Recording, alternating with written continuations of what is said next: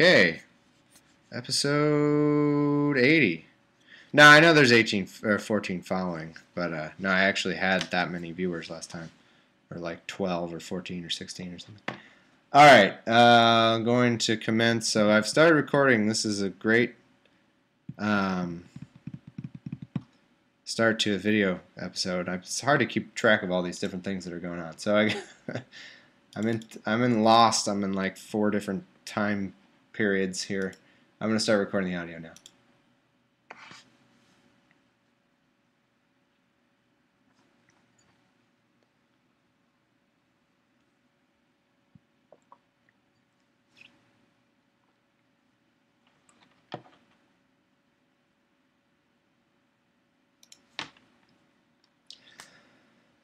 Hey, podcast listeners. Welcome to Thomas in the Bible, episode 80.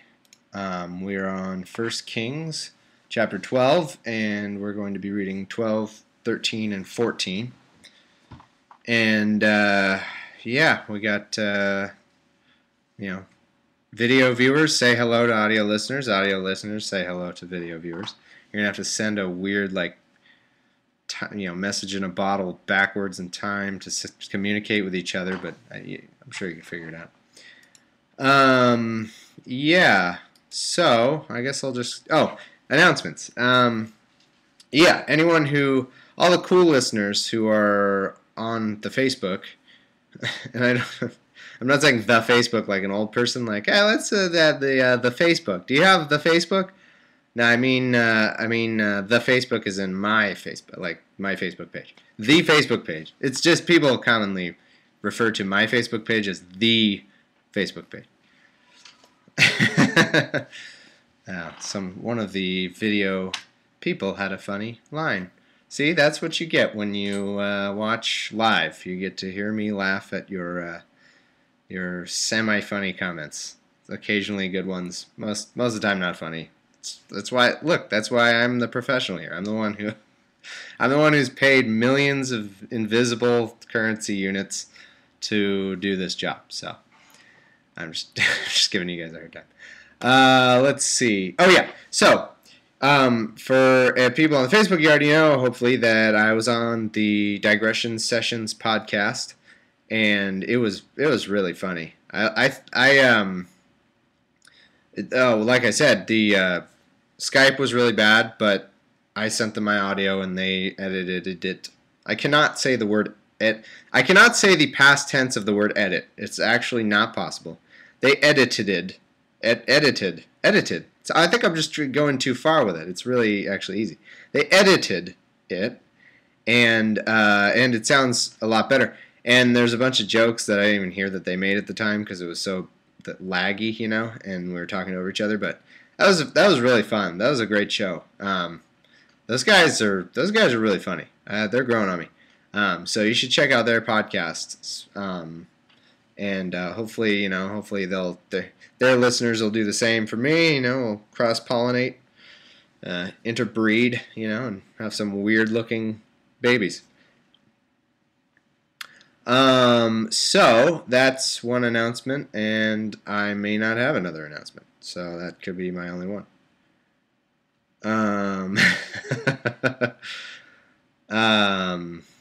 Yeah, I think that's it. Please join the Facebook. Please write me a review on iTunes. That's always good. Oh, no, I knew there was something else. I'm probably, because my brother has retired from the world of podcasting, which sucks, because he's really funny, but he can't do it anymore. So I'm probably, in all likelihood, starting a new project with this other friend of mine, who's not as funny as my brother, let's face it. But no, but he's a different style of comedy, and I don't know. I'm curious how it's going to be a different kind of show than this podcast was, but I need the complaint outlet. Because I just need, I got a lot of stuff to say, and I don't want to, people come here for the Bible and my 4 minutes of pre-Bible ravings that I usually do. They don't come here for my complaints about the world and my observations on life, or do they? I don't know. Anyway, I'm going to be starting a new project, so keep okay. I'll keep you updated. But just in case anyone's like dying for some F this podcast, which I am.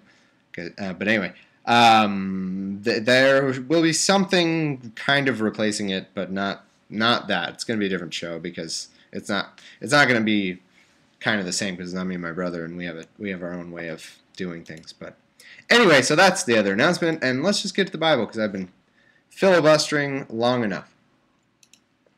Ooh, it's another one of these cool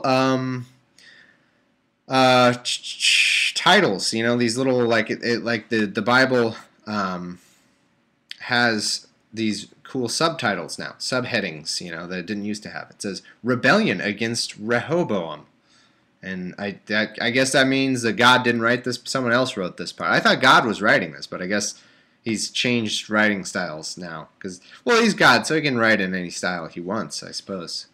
So he can change writing styles roughly every time so that another human seems like he's writing. And Rehoboam went to Shechem, for all Israel were come to Shechem to make him king. And it came to pass, when Jeroboam the son of Nebat, who was in Egypt, heard of it, parentheses, for he was fled from the presence of King Solomon, and sorry, my window messed up. And Jeroboam dwelt in Egypt, and parentheses, that they sent and called him. And Jeroboam and all the congregation of Israel came and spake unto Rehoboam. So there's Jeroboam and Rehoboam. Nerd-ass. I don't know what that joke is, but I think I might get. Is that a reference to F this? I don't know. It might be funny. I'm not sure. Explain. Anyway, I'll go on. So we got Rehoboam and Jehoboam and something. Yeah. Thy father made our yoke grievous. Now therefore make thou the grievous service of thy father. Okay, got it. Restart. Okay, restart. Thy father made our yoke grievous. Now therefore make thou the grievous service of thy father, and his heavy yoke which he put upon us lighter, and we will serve thee. And he said unto them, Depart yet for 3 days, then come again to me. And the people departed. And King Rehoboam consulted with the old men that stood before Solomon his father while yet he lived, and said, How do ye advise that I may answer this people? And they spake unto him, saying, If thou wilt be a servant unto this people this day, and wilt serve them, then answer them, and speak good words to them, then they will be thy servants forever. But he forsook the counsel of the old men, which they had given him, and consulted with young men that were grown up with him, and which stood before him. And he said, so it's always these young men are corrupting everything. The old men say, okay, so I should probably say what's going on. So the kingdom was like split up into bunch of different, you know, essentially Game of Thrones going on. We got a bunch of different little kingdoms. I can't remember the name of any of them now because it's been nearly several months since I watched Game of Thrones, and I forget names of things instantly. Anyway, there's the wall. I don't know. That's what you remember something about a wall. No, I freaking love Game of Thrones, but I just have bad memory. Anyway, so the kingdom of Israel was split up because, if you remember, Solomon was this like philandering. Basically just did whatever he wanted and had a million wives and just did whatever he wanted. And so God punished him by not punishing him at all. God punished him by punishing everyone who came after him, and broke up the kingdom. And now I think this is one of the, I can't remember, this is like one of the kings. I don't know. I think it's one of his sons or something. Jeroboam and Rehoboam. But anyway, the people come to this new king, basically, and they say, your father was really hard on us. So how about you, he's dead now, I think, so you took over. So how about you go a little easier on us, and, we'll be happy. And the old men of his council say, like, yeah, that's a good idea. You should do that. Be nice to him. And then he's like, F that. And he goes to the young rascals, I guess, because you have old people in your council and young faction. There's the old caucus in his council and the young caucus. The old caucus needs pills to work right and everything. But anyway, they said like, oh, well, actually, that's where we are. So I'll start from there. He forsook the counsel of the old men. Let's see. And okay, so he's asking the young men. And he said to them, what counsel give ye that we may answer this people who have spoken to me, saying, make the yoke which thy father did put upon us lighter? And the young men, young whippersnappers, that were grown up with him, spake unto him, saying, thus shalt thou speak unto this people that spake unto thee, saying, thy father made our yoke heavy, but make it thou lighter unto us. Thus shalt thou, that was a lot of rephrasing and stuff. I thought it was getting to the point, but it's, thus shalt thou say unto them, my little finger, I can illustrate this in the video, my little finger is thicker than my father's loins. Sorry, I'm not going to show you my loins. That's just how it goes. And now, whereas my father did lade you with a heavy yoke, I will add to your yoke. You guys are going to be up to your asses in yoke. You're going to have like 10 times the yoke that you had. You're going to be yoked. My father has chastised you with whips, but I will chastise you with scorpions. I don't know if they mean scorpion the weapon. Like, isn't there a scorpion? I remember from my Age of Empires days, you know. Isn't there a scorpion weapon or like actual scorpions? Because like if you had to choose between a whip and a scorpion, I don't know that one's really that much worse. You know, like a whips really hurt, I'm sure. Like that doesn't sound fun. And scorpions probably like don't initially hurt as much, but then like those like scorpions in that area of the world probably just kill you. So like maybe you want that. Maybe you'd rather have a scorpion. Like yeah, sure, you just give me a stupid scorpion. I'm a slave. What am I gonna do? Like life sucks. So anyway, I'm just saying like that's a weird scorpion from Mortal Kombat. Nice. First viewing audience joke. That was actually funny. The Durgit. Oh, can I say your name? I don't know. Whatever. Durgit1212. That doesn't sound very specific. Like I said before, some people make their name, their bank account number, and their credit card, and this little security code on the back, like that's their username. And then I say their username, and they're like, "Dude, what the f?" Now Durgit1212 said it's Scorpion from Mortal Kombat, so he's gonna sick. They get the little like that's this guy, right? He's got the come here, get over here, yeah, that kind of thing. So that's what. So okay, then I get it. That is worse than whip, I think. To have like a hook. I don't even. What did he use? Like a hook or something? I don't know. There's some pointy thing on the end. Come here, get over here, and then he does the uppercut things. So yeah, okay, that makes sense. You know what? I stand corrected. That is worse than a whip, and I understand the Bible now. It's totally fine. So the young people said to be worse to them than your father was. I don't know why they would want to do that, but that's what they said. Man, it's going to take me all day to get through this reading at this rate. So Jeroboam and all the people came to Rehoboam the third day, as the king had appointed, saying, "Come to me again on the third day." Was that necessary? Did we really need that extra sentence? And the king answered the people roughly, and forsook the old men's counsel that they gave him, and spake to them after the counsel of the young man, saying, My father made your yoke heavy, and I will add to your yoke. Oh, guess what? He's going to say again what we already heard. My father also chastised you with whips, but I will chastise you with scorpions. He doesn't just have the one scorpion from Mortal Kombat 2. He's got like a team of them. I don't know if you can train that kind of fighting. I've never seen anyone else in the world who fights like that with the hook thing that they, so I don't know if maybe you can do that, but yeah, but he's trained a team of them. There's a team of scorpions. So, wherefore the king hearkened not unto the people, for the cause was from the Lord, that he might perform his saying, which the Lord spake by Ahijah the Shilonite unto Jeroboam the son of Nebat. The kingdom divided. Another thingy, another subtitle, whatever, heading. So when all Israel saw that the king hearkened not unto them, the people answered the king, saying, What portion have we in David? Neither have we inheritance in the son of Jesse?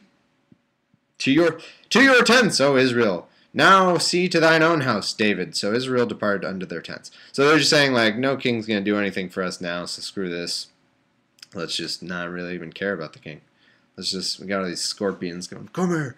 But as for the children of Israel, which dwelt in the cities of Judah, Rehoboam reigned over them. The king. So I guess he still has. There's still one little tribe of Israel, but he doesn't have like a big kingdom, basically. Then King Rehoboam sent Adoram, who was over the tribute, and all Israel stoned him with stones, that he died. Therefore King Rehoboam made speed to go get him up to his chariot to flee to Jerusalem. So Israel rebelled against the house of David unto this day. So, Shemaiah's prophecy. So I think he sent the tax collector guy to go get their yoke, their heavy yoke. He sent a scorpion team, a small team of scorpions in their yellow, like, robes, whatever, I don't know. I have not played that game since the early 90s, like the one that came out for the... Wait, what system was that? I swear there was a system that we had to rent, because we were Nintendo people as a family. No, I think were there two versions. Was there SNES and... Anyway, there's like blood mode, you know, and our mom was like, you can't play with blood mode. And then obviously when she'd leave, be like, let's play with blood mode. And yeah, so anyway. So they sent a team of scorpions, and the people stoned those scorpions. So that's what happened. And then it ends, that little section. And it came to pass when all Israel... I think the point of this reading is that the stupid, you know, this Sega Genesis. Was it already Sega Genesis back then? Sega... Yeah, I guess it was. That's weird. I just feel like Genesis was newer than SNES, but I don't know. My chronology on that might be a little off. Like I said, we only had Nintendo systems, so I don't really know. Anyway, so basically the point of that is that the kingdom is divided. That's all, really. Kingdom's divided. God said he would divide the kingdom because Solomon was a man whore pretty much, and he did. And it came to pass when all Israel heard that Jeroboam was come again, that they sent and called him unto the congregation and made him king over all Israel. There was none that followed the house of David, but the tribe of Judah only. So there's only this one tribe. And with good reason, since, you know, there's not really the king's being kind of a dick. And when Rehoboam was come to Jerusalem, he assembled all the house of Judah, with the tribe of Benjamin, and 180,000 chosen men, which were warriors, to fight against the house of Israel, to bring the kingdom again to Rehoboam, the son of Solomon. But the word of God came unto Shemaiah, the man of God, saying, Speak unto Rehoboam, the son of Solomon, king of Judah, and unto all the house of Judah and Benjamin, and to the remnant of the people, saying, Thus saith the Lord, Ye shall not go up, nor fight against your brethren, the children of Israel. Return every man to his house, for this thing is for me. They hearken, and just go back and play some Genesis, man. Just play some Sega Genesis, chill out, drink a bunch of Shasta Cola, and just no fighting, okay? They hearkened, therefore, to the word of the Lord, because they really just want to play their Sega Genesises anyway. Their Sega Genesi. What's the plural of Genesis? Genesis. Genesis? And returned to depart according to the word of the Lord. And they all beat the game. That's what they did. Well, a lot of them were just mashers that just mashed them. That's all I did. I was too young. That game was so scary to me when I was that young. Oh my god. That would have been scarier than a whip. Then Jeroboam built Shechem in Mount Ephraim, and dwelt therein, and went out from thence, and built Penuel. And Jeroboam said in his heart... I don't know how you say things in your heart. You know, like making it beat a certain way. I don't know. Said in his heart, Now shall the kingdom return to the house of David. If this people go up to do sacrifice in the house of the Lord at Jerusalem, then shall the heart of this people turn again unto their Lord, even unto Rehoboam king of Judah. And they shall kill me, and go again to Rehoboam king of Judah. What? Oh, so I guess Jeroboam is like a rival. God damn it, I don't really know what he is. And now that my computer's all set up all weird, I can't really type. I can just use my mouse. So someone wants to Google Jeroboam versus... What was the other guy? I already forget. Rehoboam. Whatever. Who cares? Someone wants to do that, though. Tell me what the difference is. Let me know. They're probably brothers, right? They're probably feuding brothers or something. And by brothers, I mean black people, of course. Obviously. Okay. And they shall kill me, and go again to Rehoboam, king of Judah. Whereupon the king took counsel, and made 2 calves of gold, and said unto them, It is too much for you to go up to Jerusalem. Behold, thy gods, O Israel, which brought thee up out of the land of Egypt. And he set one in Bethel, and the other in... oh, Scuba's PV, what up? Are you the one who's a girl? I can't... I don't remember. So one of you is a girl. I don't know. Maybe all of you are. And he set the one in Bethel, and the other put he in Dan. She's going to be pissed. He or she is going to be pissed. And this is and this thing became a sin, for the people went to worship. So basically, this rival guy is like, man, that's the oh no, oh, Scuba's not the girl. Damn it! Well, do you know the girl? Can you bring back the girl? No, I'm just kidding. I'm just joking. Anyway, these 2 people, they're rival. They're fighting over kingdoms, basically, over these little tribes. And one guy supposedly has God, you know, and this other guy's like, crap, he has God? What am I going to do? So he makes 2 golden calves, because people are just nuts for golden calves. Golden calves are like catnip if they are cats. They just immediately go and worship them, because I love how that's the kind of people we're dealing with. You just show them a golden calf, and they're like, oh, I got to worship that. I got to pray to that dear golden calf. Please give me the following thing. Like, I got to pray to that calf, or, you know, crazy. Wait, what? Oh, you're distracting me. Stop distracting me. Anyway, yeah, leg calves. Not cow calves. They're just 2, 2 like mannequin calves. Like, man, look at those calves. That mannequin must freaking work out. Must do stairs or something, you know, like stair steppers or something. Stadium runs. They're like, I'm definitely gonna worship those calves, 100%. And this thing became a sin, for the people went to worship before the one, even unto Dan. And he made an house of high places, and made priests of the lowest of the people, which were not of the sons of Levi. And Jeroboam ordained a feast in the 8th month, on the 15th day of the month, like unto the feast that is in Judah, and he offered upon the altar. So did he in Bethel, sacrificing unto the calves that he had made. And he placed in Bethel the priests of the high places which he had made. So he offered upon the altar which he had made in Bethel the 15th day of the 8th month, even in the month which he had devised of his own heart, and ordained a feast unto the children of Israel. And he offered upon the altar and burnt incense. So that's the end of that chapter. We're on to chapter 13 now. I gotta try to go a little faster. I'm taking too long. You guys are. It's this participation. I love it, but I'll have to pick my spots. I'll have to read and then pause times to read your comments. And behold, there came a man of God out of Judah by the word of the Lord unto Bethel. And Jeroboam stood by the altar to burn incense, and he cried against the altar in the word of the Lord, and said, O altar, altar, thus saith the Lord, Behold, a child shall be born unto the house of David, Josiah by name. And upon thee shall he offer the priests of the high places that burn incense upon thee, and men's bones. My contact lens is going crazy. And men's bones shall be burnt upon thee. And he gave a sign that same day, saying, This is the sign which the Lord hath spoken. Behold, the altar shall be rent, and the ashes that are upon it shall be poured out. It came to pass, when King Jeroboam heard the saying of the man of God, which had cried against the altar in Bethel, that he put forth his hand from the altar, saying, Lay hold on him. And his hand which he put forth against him dried up, so that he could not pull it again into him. Oh, it's a miracle.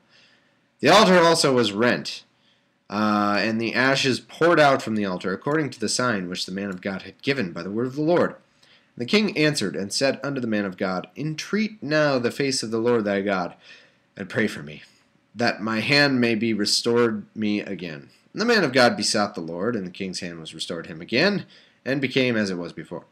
And the king said unto the man of God, Come home with me, and refresh thyself, and I will give thee a reward. The man of God said unto the king, If thou wilt give me half thine house, I will not go in with thee, Neither will I eat bread nor drink water in this place, for so it was charged me by the word of the Lord, saying, Eat no bread, nor drink water, nor turn again by the same way that thou camest. So he went another way, and returned not the way that he came to Bethel. So, bye, Durgit. Dagnammit. Anyway, so what happened here is that I think it's hopefully the guy who has the fake cows, or the golden calves. I think he's someone came to warn him, like, go ahead and refresh. Someone came to warn him that a man of God, a prophet, came to warn him that he needs to stop doing what he's doing, otherwise all kinds of bad stuff. And then he tries to stop him, and his hand freezes. It stops.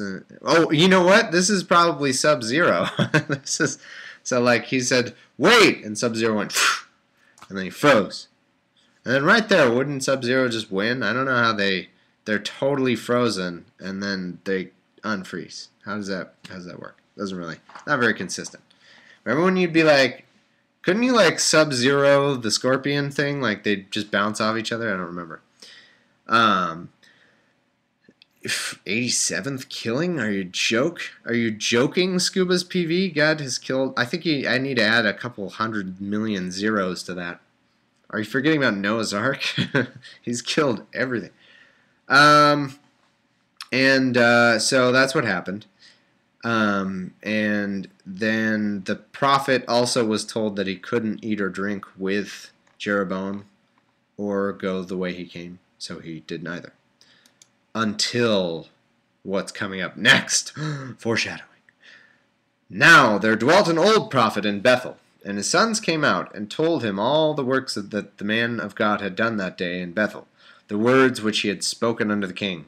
Them they told also to their father. And their father said unto them, What way went he? For his sons had seen what way the man of God went, which came from Judah. And he said unto his sons, Saddle me the ass. So they saddled him the ass, and he rode thereon, and went after the man of God, and found him sitting under an oak. Now this, I don't understand this part of the story. We're going to have to try to work through this together, because this random guy somehow just decides he's going to follow this prophet. We'll see what happens here. He went after the man of God and found him sitting under an oak. So this is the prophet who was told not to eat or drink or go, this prophet is on his way out. This guy tracks him down, this old prophet, I guess, and he's sitting under a tree. And he said to him, Art thou the man of God that camest from Judah? And he said, I am. Then he said unto him, Come home with me and eat bread. And he said, I may not return with thee, nor go in with thee. Neither will I eat bread nor drink water with thee in this place. For it was said to me by the word of the Lord, Thou shalt eat no bread nor drink water there, nor turn again to go the way thou camest. He said unto him, I am a prophet also, as thou art. And an angel spoke unto me by the word of the Lord, saying, Bring him back with thee unto thine house, that he may eat bread and drink water.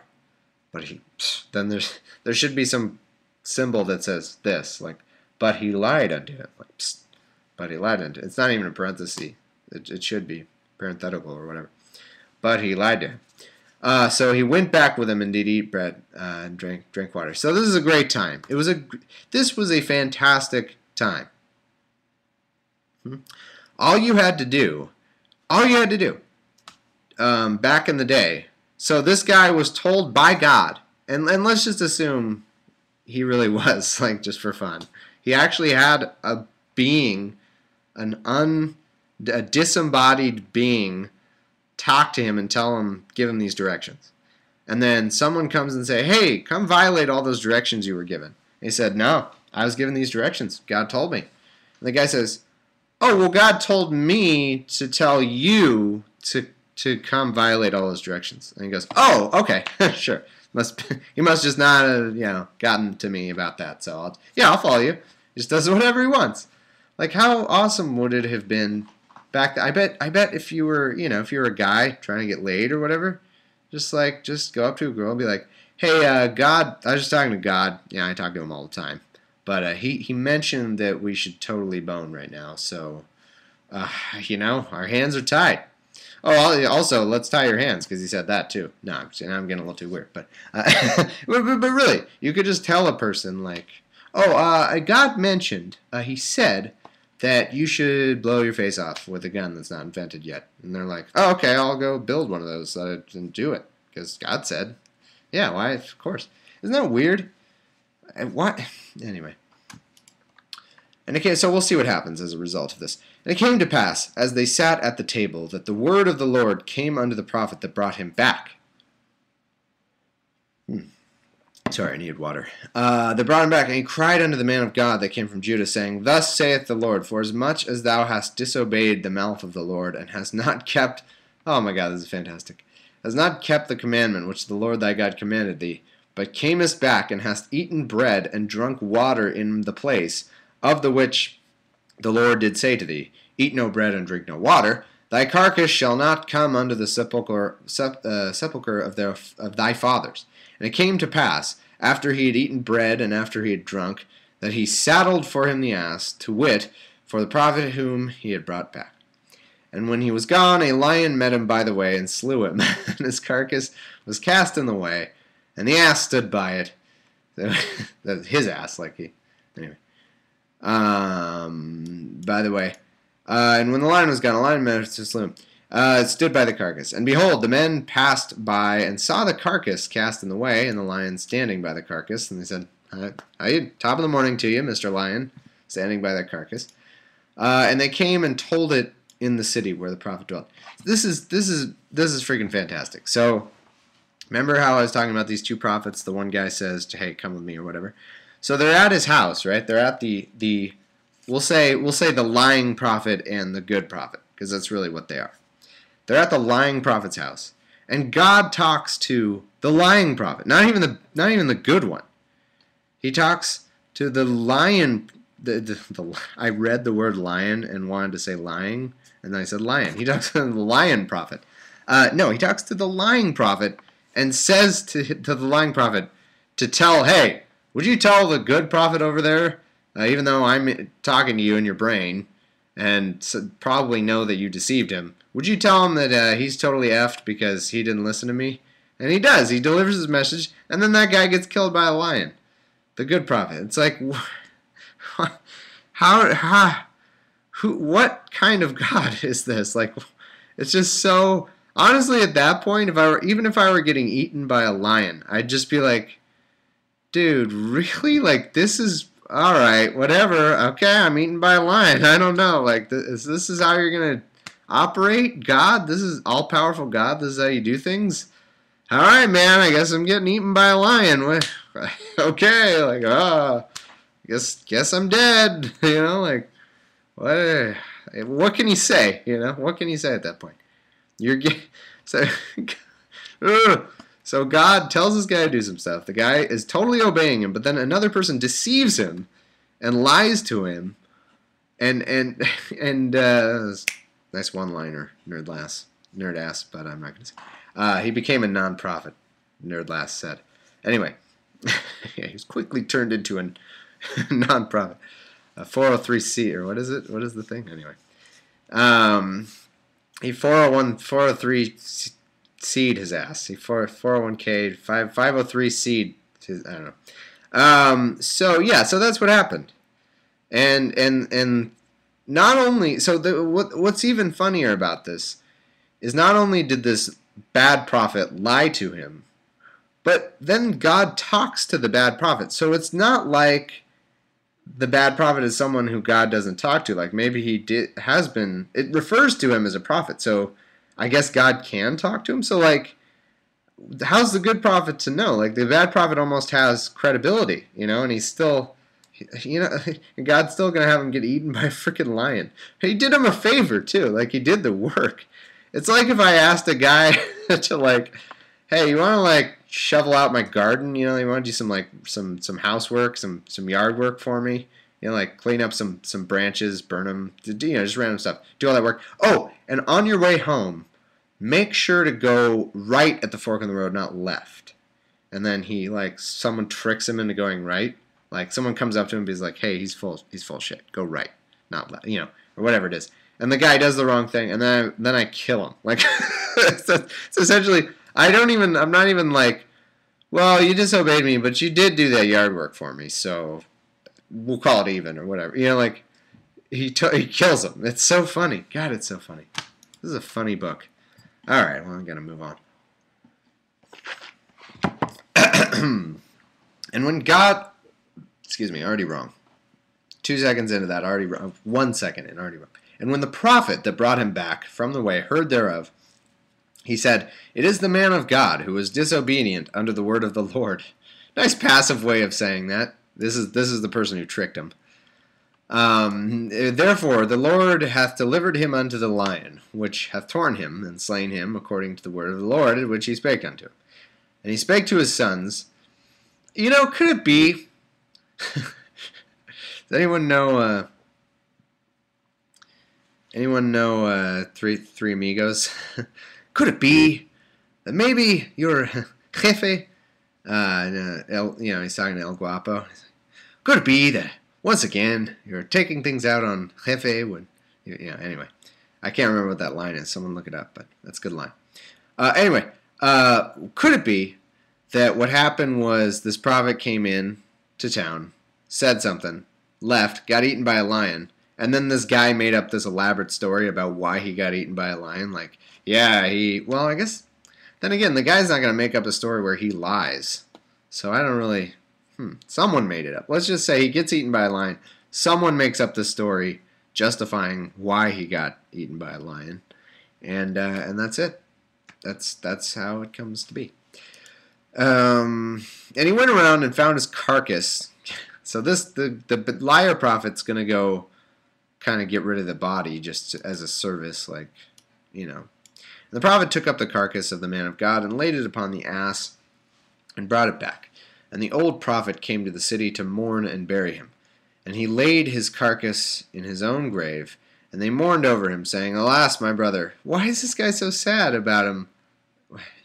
And he came to, why did this prophet get him killed if he was going to be so sad when he was dead?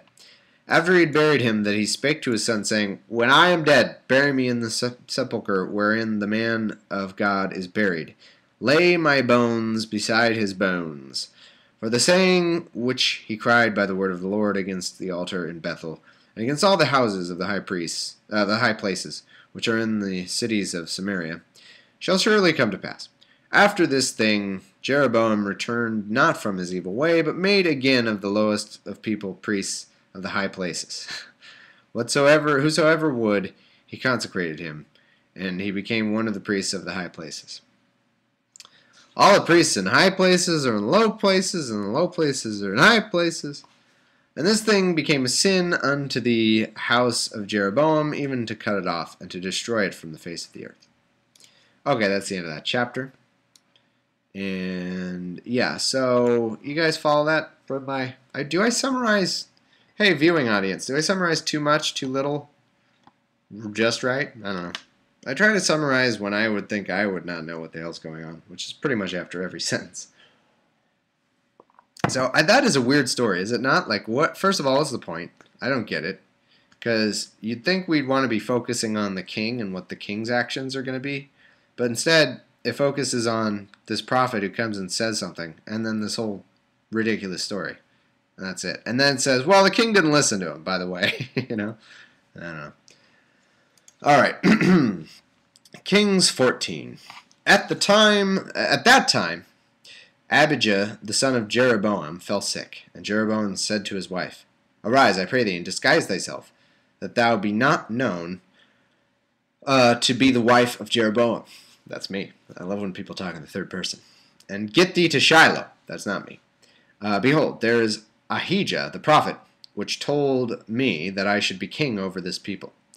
And take with thee 10 loaves, and cracknels, and a cruse of honey, and go to him. He shall tell thee what shall become of the child." And Jeroboam's wife did so, and arose and went to Shiloh, and came to the house of Ahijah.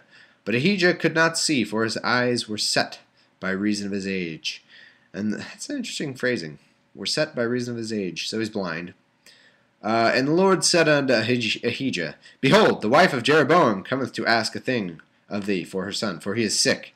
Thus and thus shalt thou say unto her, for it shall be, when she cometh in, that she shall feign herself to be another woman. I love when they say, I love that in the Bible. That's one thing, okay. Thing one of one so far that I like about the Bible, whenever they're paraphrasing something like that,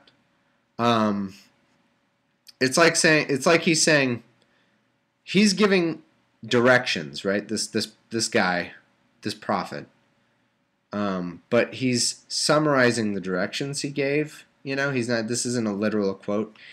It's saying like, and then we'll call him Bob, and then Bob said, "Oh, it's this woman," and he instructed him. Oh no, sorry, I messed it up. Oh, it's this woman. Thus and thus say to her. Like that's him giving instructions, but it like doesn't want to give away what those instructions are ahead of time, so it says thus and thus.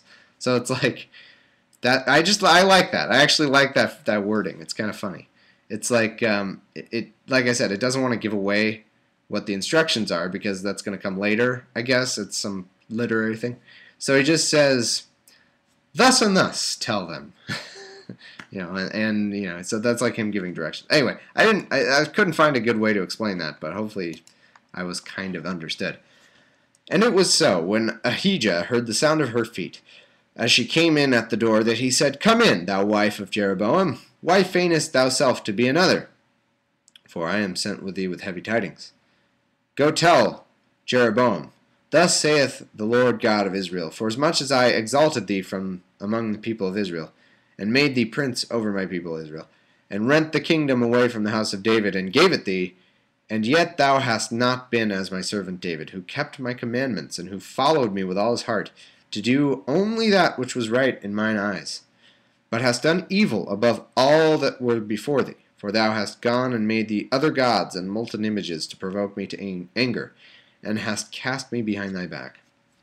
Therefore, behold, I will bring evil upon the house of Jeroboam, and I will cut off I will cut off from Jeroboam him that pisseth against the wall. Oh, I love it. This is back.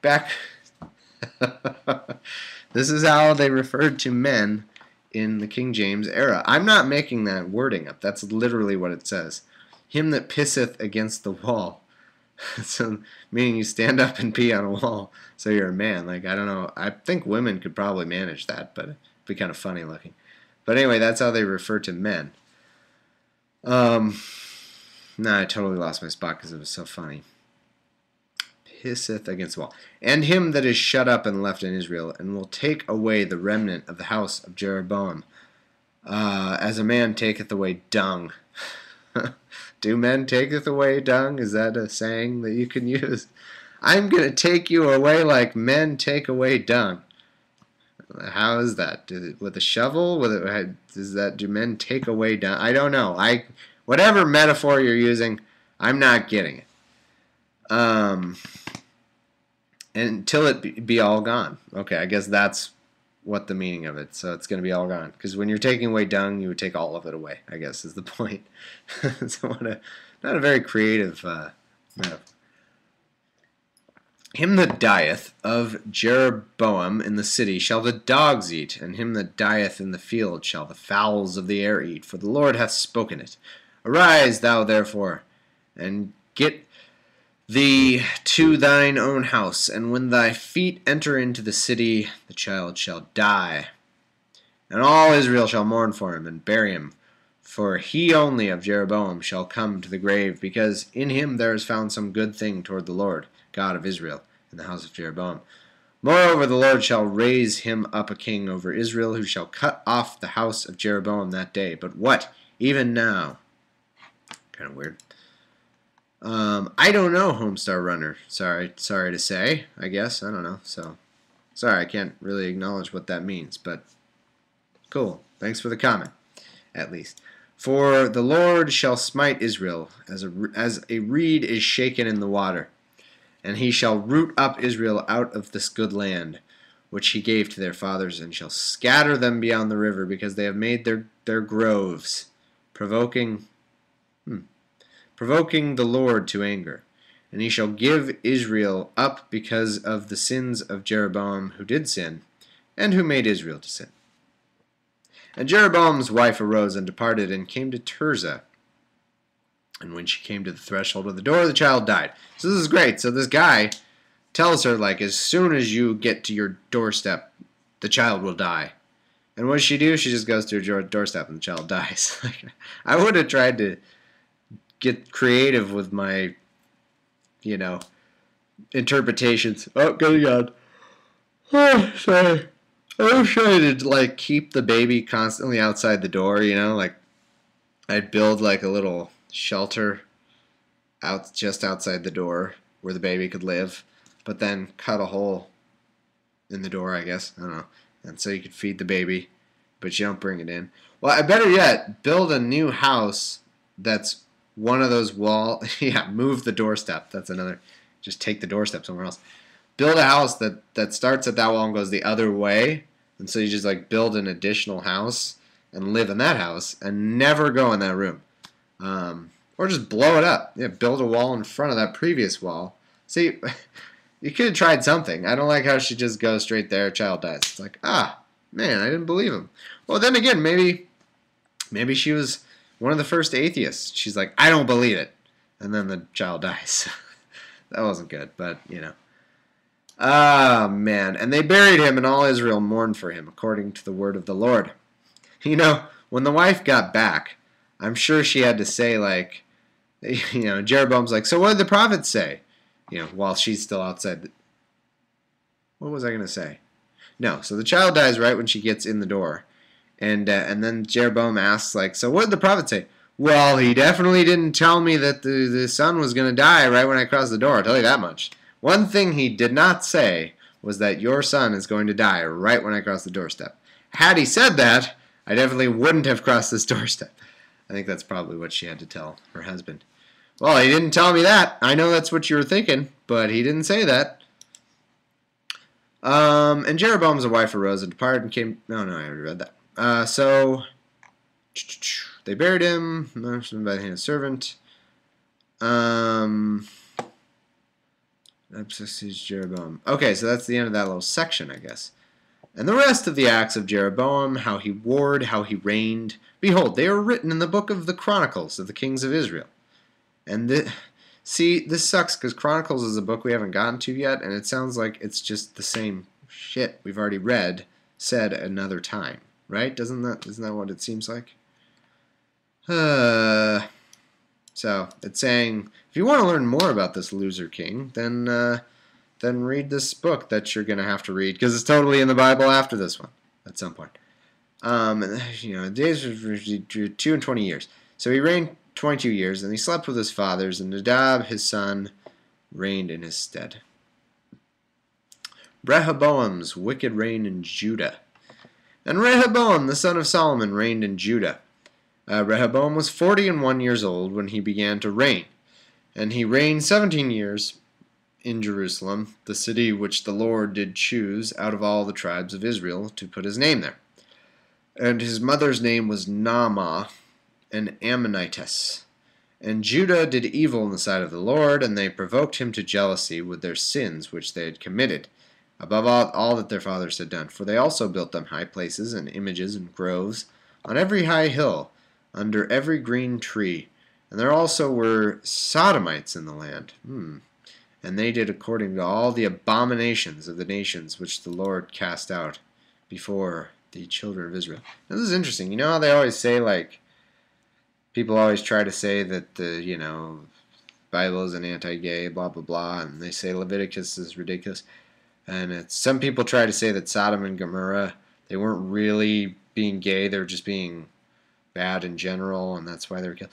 Well, here it says that they're doing horrible things, and it says Sodomites, and it's not capitalized, so it's not like literally Sodomites, like from Sodom. It just says Sodomites, like they're actually Sodomites, and they're abominations, so that's interesting. I'll have to remember that if someone ever says, because I've read something about people try to say that Sodom and Gomorrah were not, like, they weren't killed by God because they were gay. Because people try to rewrite the Bible and say that it's really all pro-gay and they love gays so much. And, like, the Bible is, like, 100% pro-gay. Because that makes sense. Like, duh, obviously. Anyway, so this will be a kind of maybe a counterexample to that, or at least an example of where it does appear that the Bible is saying that sodomy, in a different book, a non-Leviticus book, sodomy is an abomination. Now, maybe these are all men and women. I don't know. Maybe these are women giving it to men with strap-ons. I don't know. I can't tell you that. But sodomy and I mean, I hope that's not an abomination, because no, I'm just kidding. And it came to pass in the 5th year of King Rehoboam that Shishak, king of Egypt, came against Jerusalem. And he took away the treasures of the house of the Lord, the treasures of the king's house. He even took away all. And he took away all the shields of gold. You already said all. Why are you still saying things? Which Solomon made. And King Rehoboam made in their stead brassen shields, and committed them unto the hands of the chief of the guard, which kept the door of the king's house. And it was so, when the king went into the house of the Lord, that the guard bare them, and brought them back into the guard chamber. Now the rest of the acts of Rehoboam, and all that he did, are they not written in the book of the Chronicles of the Kings of Judah? I love when they ask these condescending questions. It's great. Like, oh, sorry, I didn't mean to try to read your book. Like, now I'm being insulted. Like, pardon me for trying to get some information from your book. Like, hey, man, aren't these written elsewhere? Oh, okay, all right. Don't have to tell me. And there was war between Rehoboam and Jeroboam all their days. And Rehoboam slept with his fathers, and was buried with his fathers in the city of David. And his mother's name was Naamah, and Ammonitess, and almost done. And Abijam, his son, reigned in his stead. And that's the end of our reading for today. So, yes. That was pretty fun. Yeah, alright. Well, thanks, video people. I don't know why we had so many more people last week. So this must be a bad time. So I could try to do it later, I suppose. I don't know. But that'll be bad for some people, or whatever. Okay. Thank you, audio listeners, as well, for listening. And I'll see you next week for the next episode. And I will let you know as soon as my new podcast possibly comes out. I don't know that it's going to be within the week, but hopefully within like a couple weeks. Because we got to set up all the website BS and negotiate our very lucrative contracts. Very high salaries. It's when there's that much money involved. Things take time. You got lawyers. You got lots of people trying to get their cut. So after all that is negotiated, we will hopefully have a podcast. Alrighty. Well, from all of us here at me, see you later. Catch you later, nerd ass.